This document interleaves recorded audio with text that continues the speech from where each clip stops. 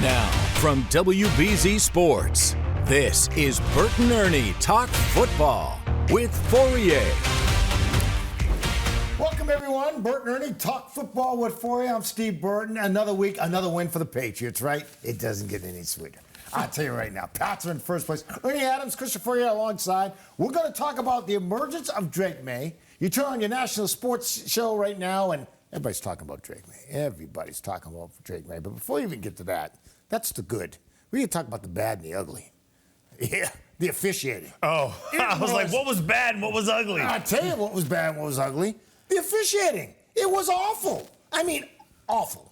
So my question to you right out of the gate, Ernie, is how, when you're a coach, how do you handle officiating and bad calls? Well, during the game, you try to talk reasonably to the officiators. I mean, you can try to get in their face and use every bad word you know. That usually doesn't work very well. You try to reason with them. Yeah, because they're human. Right. You try to reason with them, and of course, after the game, you know, the coach gets the opportunity to every comment, every complaint he has can file with the league office. But during the game, I mean, if an official makes a call you don't agree with, you really just got to live with it and play on. As a player, that's tough, though. Yeah, I was amazed that Mike Vrabel was so composed. I thought there were so many opportunities for him to just lose it. I would ask you, Ernie, because I am curious how it works on the coach's side. Do you ever think that there's, hey, listen, I'm going to talk to you nicely, be real polite, and then maybe they kind of, okay, I owe you one? Does that ever go through your mind? Listen, you do the best you can. Yeah, you try to say, hey, are you looking at this? Or the one it's helpful to use is, tell me what you saw. That's, to try to That's the question as a coach you ask the official. Right, and which is the same, when a coach throws the challenge flag, that's what the referee will ask the official who made the call. Tell me what you saw. Because you just have to, there's a little bit of good faith. These guys are trying to do it right. Yep. They may not always get it right, but they actually do.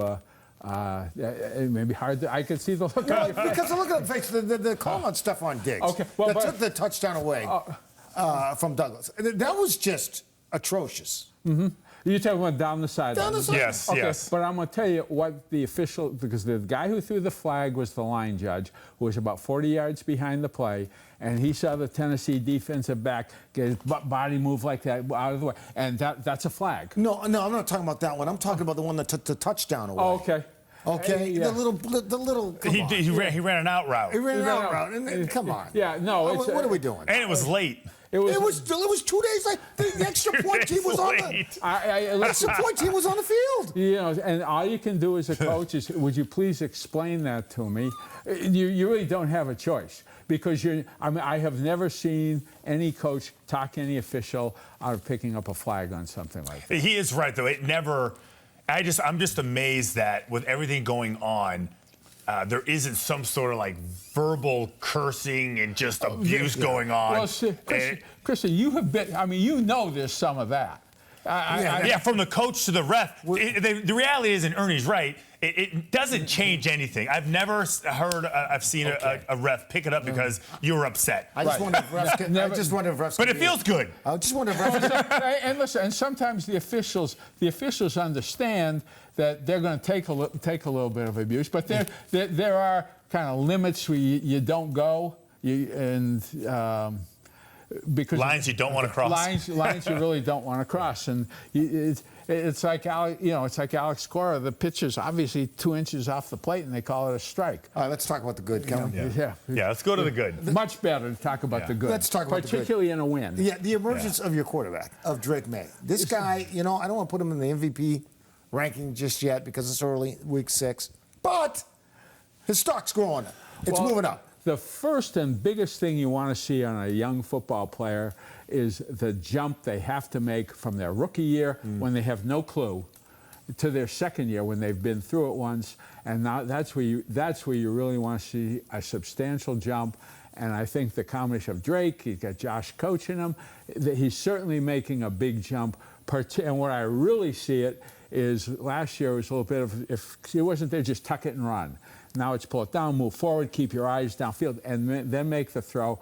because when Josh and the staff calls a pass, they really want the ball thrown. They're not calling it to see the quarterback run. Right. But you have keep your eyes upfield. Somebody may come in and know how when you have to hang an extra half second on a receiver coming in, and he's doing so much better at that. It's just made an enormous difference. So he's right now. Drake Maye is top 5 in the NFL in completion percentage, passing yards, and yards per attempt. That's pretty good for a kid who literally is just basically, as far as games played, is just done with his rookie season. Right. So I think what stood out to me, and seeing all these other quarterbacks run with the football, lose it. We saw it last night with Jaden Daniels. We see it with Jackson Dart. Just careless with the football.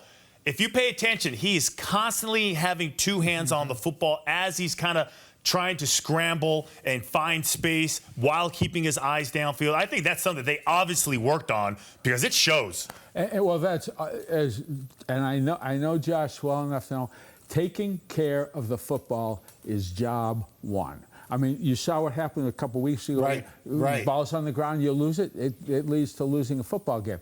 And it's no. I hate to bring up somebody else's name, but when you watch Tom Brady in the pocket, it was 2 hands on the ball. And it doesn't just happen by accident. Take care of the football because it's an odd-shaped ball. As Christian knows, it's hard to keep control of it. It's not like a baseball that you can just grab. Right. I mean, you have to be thinking about what you're doing, taking care of it.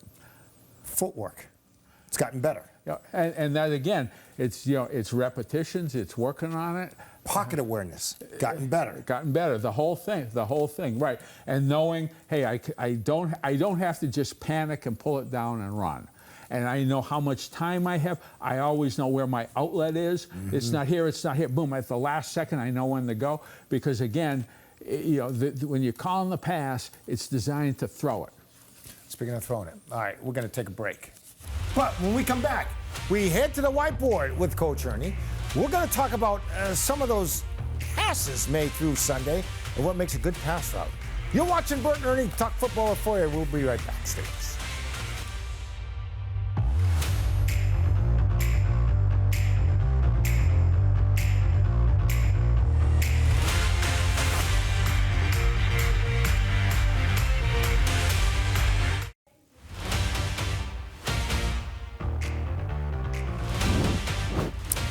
Welcome back to Burton Ernie. Talk football for you at the whiteboard. Yes, we're talking pass routes, right? How guys are getting open.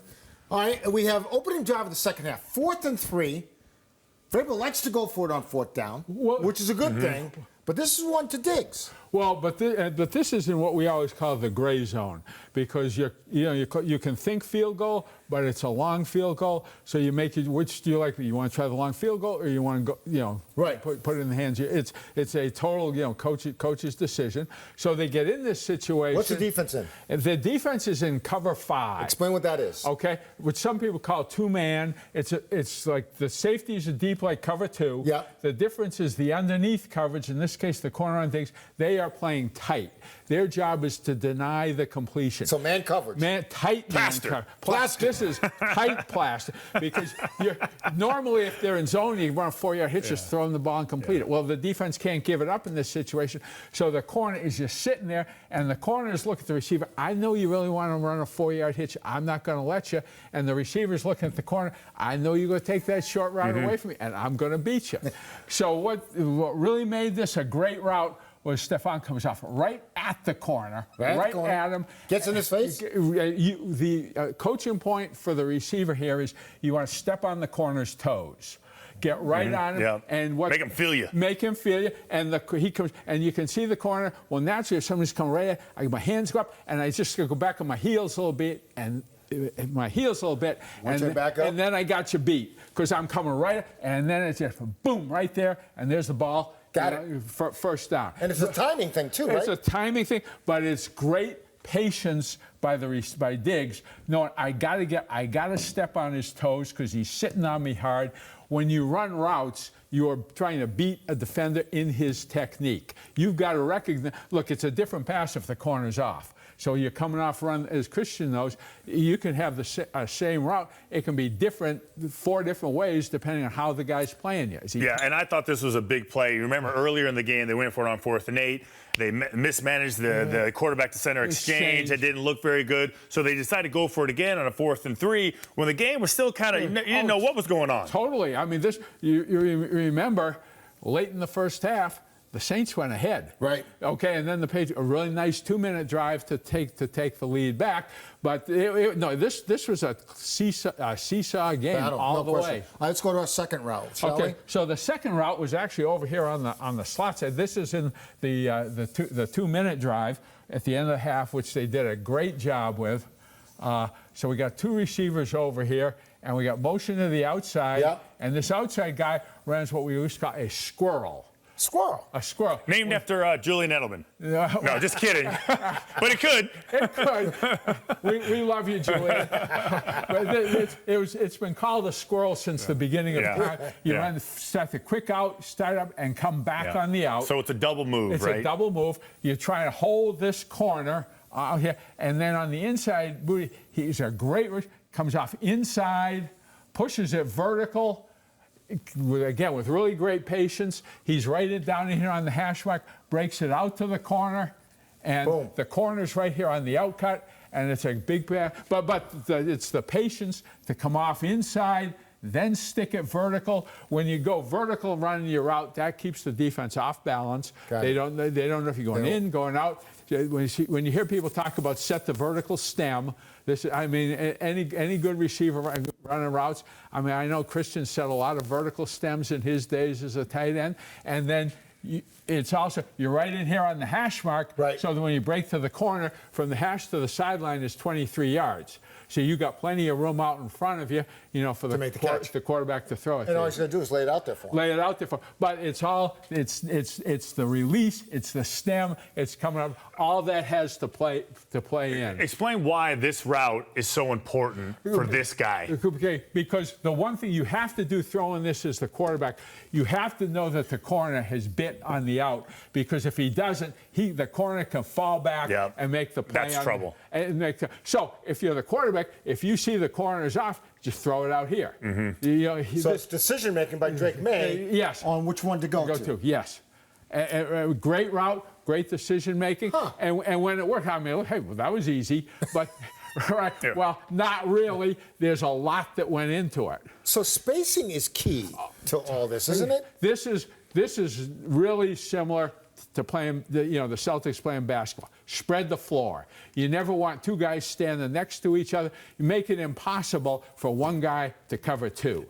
What about the motion, Ernie? Because does this motion help him identify what's going on at all? It does to agree. Rather than just sitting in there being stationary, they can get you zeroed in. You make the defense adjust and play it on the move. It also tells the quarterback what kind of defense they're in, right? Yeah. Because if somebody actually goes with that motion man locked on, you're in a minute, right? And this is why coaches are in the office till midnight. Okay, what is the best motion to use on this pass? Mm-hmm. And they sit there and they'll think it up, and okay, let's try this. They'll work on it in practice. You may have to run it in practice twice, but when you call it in the game, you have everybody doing it exactly the way you want it. All right, we're going to take a break. Good stuff. I used to love that motion. We're going to come back to the whiteboard because Ernie's got more stuff. We're talking offense, now we're going to talk defense. Flip the board. Flip the board. We're real diagrams the way Christian likes them. Talk about making big defensive stops. We'll be right back. Stay with us.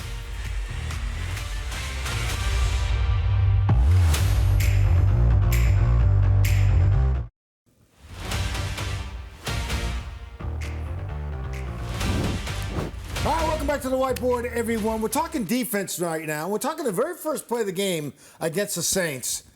Olave caught a deep pass because it was a corner blitz. Very first play, caught the Patriots off guard. Should have been a touchdown. Tell us why you hate it, Ernie. Okay, to me, this is The defense the Patriots run, I don't like. I don't care who runs it. I don't care if the Patriots run it. I don't care if our Northwestern Wildcats run it. I just don't like the defense. And the reason is you bring the corner, you spin the safety, the strong safety is deep middle, corner's deep third, but this safety is in a bind. And this safety was Kyle Duggar. Yes. It was Kyle Duggar. And it's, okay, so if he goes deep and covers the third, and they throw a hitch to the X, he's catching a hitch with, he's got plenty of room to turn and run. If you tell the safety, well, you need to come and be ready for him if he runs short and he goes deep, then you have what happened. You're putting this player in a tremendous bind. You know why if I was a defensive player, why I would hate this play is because I'm one-on-one with Chris Olave, who's got me with speed, who's got me with space, and he's got a quarterback that is ding, ding, ding. Oh my God, Chris Olave is on a safety. Well, it's not just being on a safety. It's by a safety who's really in an impossible situation. Because he physically, even if he physically lines up there, Ernie, he can't cover him. He can't cover him, but it's combined with the fact that you're putting him in a tremendous bind. I just don't like. I don't think they ran it again. No. I think they learned their lesson. Hey, look, it works fine if the offense doesn't know it's Right. it's coming. They were trying to catch him off guard, right? Very first play. But I'm just telling you, to me, you're putting this as a coach. I hate putting a player in a situation where I can't tell him, you do this, you'll be right. And I think the key to this is obviously the element of surprise. I don't think they timed it up good enough. I think it was obvious Spencer Rattler knew it was there, and he went to him right away. It was a 53-yard play. Yeah. It was a 50, but again, because he came over a little bit flat because he's worried about something short. Right. He's just it's. Normally when you have a big play as a coach, you say with a player, you didn't execute the defense properly. If he does this, I'm not sure there is a proper way to play it. Therefore, I hate the defense. Okay, I'm with you. That's just one of my little football prejudices. Tell us what you love. Show us the plays that work. Okay, so the big thing for the Patriots on Sunday was the stops on third down where they made the Saints kick field goals. In the first half, in the first half, right? Because they had the blitz, which I'm going to show you. Okay. They had a great play covering by Marcus Jones. They had the Saints, remember, hit the pass down about the 2-yard line, and they got called for holding because they had a great pass rush. Right. Well, that's a lot of times pass rush. It isn't just sacks. Pressures and. You know how defensive linemen spell sacks? How? Okay. This is important to understand. Okay.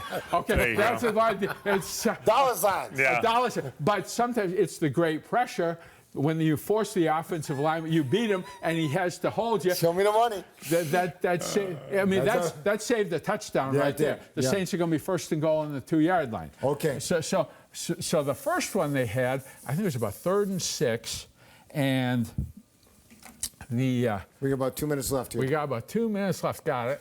And 2-minute drill, Ernie. 2 minutes. So the Patriots run, and a lot of teams are doing this now, is overloading the rush. Mm-hmm. So they put both defensive tackles here on the strong side. Uh-huh. So you get 3 of you, and then they walk your middle linebacker right up on the line. So you're trying to force the offense to slide the line strong, which is what the Saints did. You got a 5-man front. Right. So they're all coming over strong. Which forced the back then to pick the mic up, which left the field wide open for Hawkins coming off the weak side with nobody blocking him because they got in the front, they forced the protection, and they came home free, and he forced the bad pass. Show me the Marcus Jones sack, if you can. Marcus Jones sack, okay. We got about a minute left. We got a minute left, so we are going to go fast here. We can improvise and adjust for the best. Yeah, came off this side, yeah. Yeah, came off there, and they're in nickel, and Marcus is the nickel, and he made a great play. So he's coming. Oh, he is definitely first sack of his career. So what you do is inside here they ran what we call a flush stunt, which is right here, the end come around.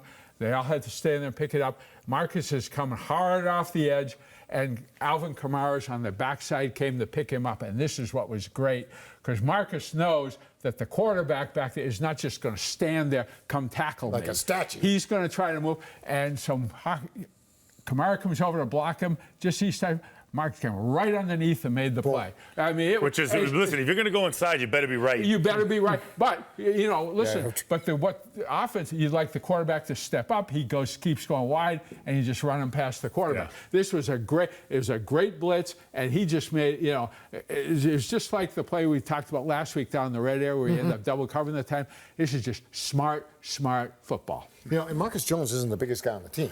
You know what I'm saying? He's a small guy, but making smart plays. Making great plays. And I was just thinking, at the end of our season, we're going to have to give a Burton Ernie Talk Football MVP. And right now he's the leader. Marcus is the leader. We should have a top 3 right now and see who gets knocked out of the list.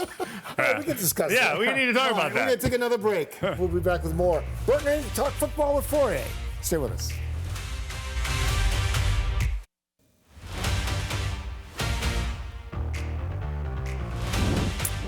Welcome back to our final segment of Burton Ernie Talk Football with Fauria. We're talking Tennessee because not only is Vrabel going home, a number of players are going back to Tennessee as well.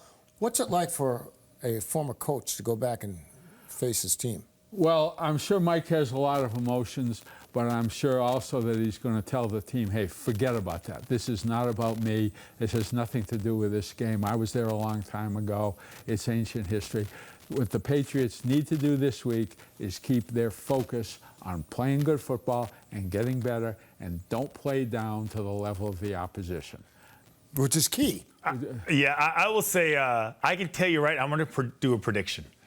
And the post-game celebration in the locker room, Mike Vrabel is getting the game ball. That's what I will say. You're right. We're not going to sit there and talk about what used to be 2 years ago, how he got fired, and what a terrible mistake that was. But this is important to him. They ran him out of town, and they shouldn't have, and they regret it right now. And now they're witnessing how good of a coach he is, and they probably wish they would have taken a second to think about their decision. And Tennessee's a mess right now. Tennessee's a mess. That's why, just like the Patriots, they won. We know you coach hard after a win. The Patriots they almost let the New Orleans Saints back in the game. Yeah. There was stuff that shouldn't have happened. You got to clean up, keep the focus on the New England Patriots playing better football. After a team fires their head coach, there is a tendency to get a little bit of a spark, a little bit of energy, right? Mike McCoy's now the head coach. And not only did Brian Callahan get fired, but his dad, Bill Callahan, the line coach, said, okay, you're going to fire my son, I'm out too. Listen, this should be an easy one for them for a lot of different reasons. That has nothing to do with the coach, but I think you don't want to step on any landmines. Can't overlook them. Okay, you better not overlook them or they will beat you. All right, guys. Thank you very much. That's going to do it for this week's edition of Burton Ernie Talk Football with Fauria. Don't forget, join us every Tuesday night at 9 o'clock right here on TV 38. You can also find us on our streaming on CBS News Boston and on our YouTube channel as well. I'm Steve Burton for Christopher Fauria and Ernie Adams. Have a great week, everybody.